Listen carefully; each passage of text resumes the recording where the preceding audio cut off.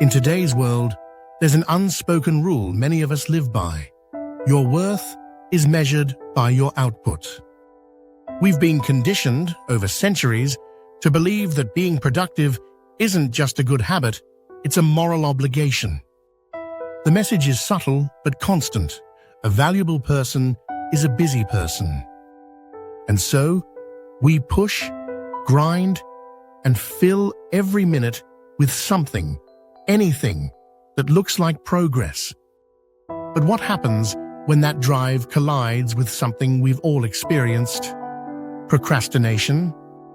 The moment it hits, our cultural conditioning kicks in. We label ourselves as lazy, distracted, or even incompetent. We judge ourselves harshly, forgetting that procrastination isn't a sign of weakness, it's a signpost. It's not a moral failure, it's a message from our mind telling us something important. And yet, most of us silence that message before we even decode it. We live in an age where productivity has become a religion. We track our steps, our hours, our focus, even our sleep. Calendars dominate our days, apps flood us with reminders, and an entire industry thrives on convincing us to be more efficient. But in this noise, one truth gets lost. Productivity without self-awareness is like running faster on a treadmill. You're expending energy, but going nowhere. That's where a deceptively simple, yet powerful framework comes in: the triple check method.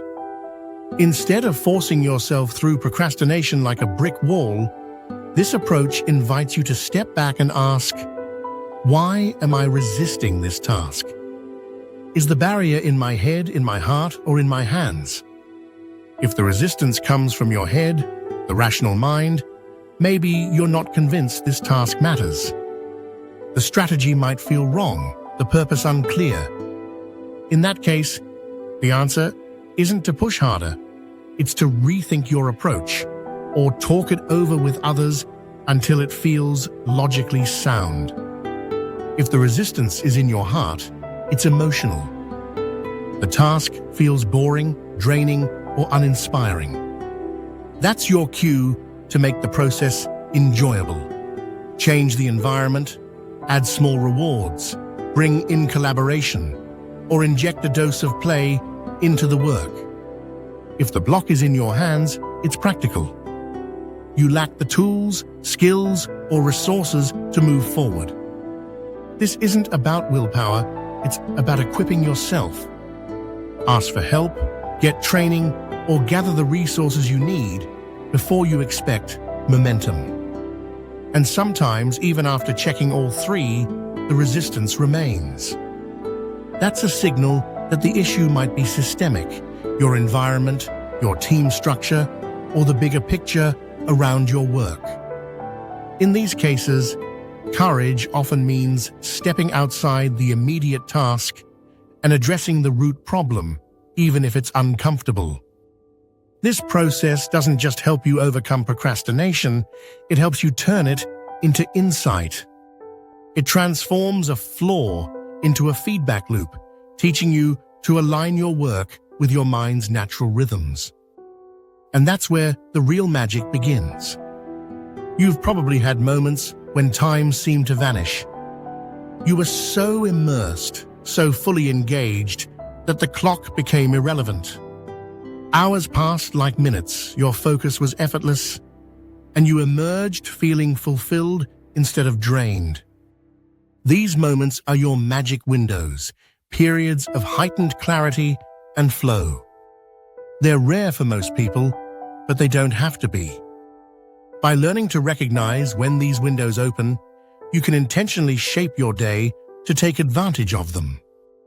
That's mindful productivity, working with your brain's energy cycles instead of forcing it into constant high gear.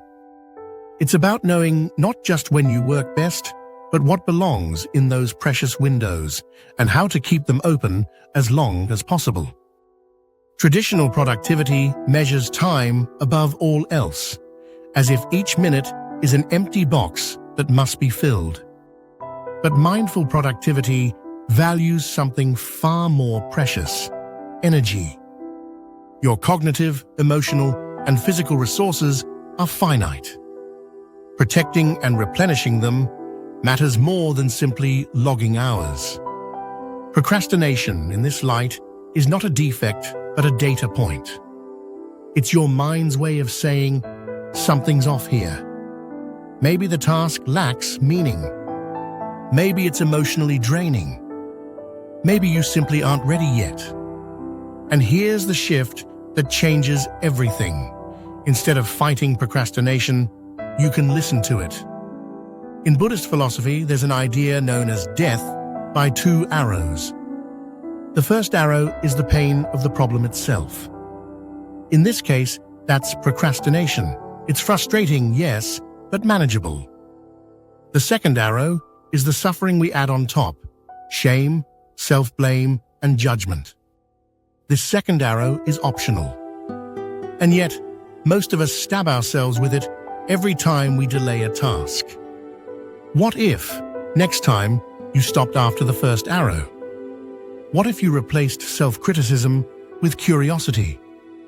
What if you treated procrastination as a message worth decoding? The triple check method gives you the tools to do exactly that. It's a compass that points you toward the real cause, so you can adjust course instead of forcing yourself forward blindly. And in doing so, it doesn't just make you more productive, it makes you more connected to your work, your energy, and yourself. We live in a society obsessed with doing more. But the real question is, are we doing what matters in a way that's sustainable? The triple check method is an invitation to slow down just enough to find out. And in that pause, you just might discover that procrastination isn't your enemy, it's your guide.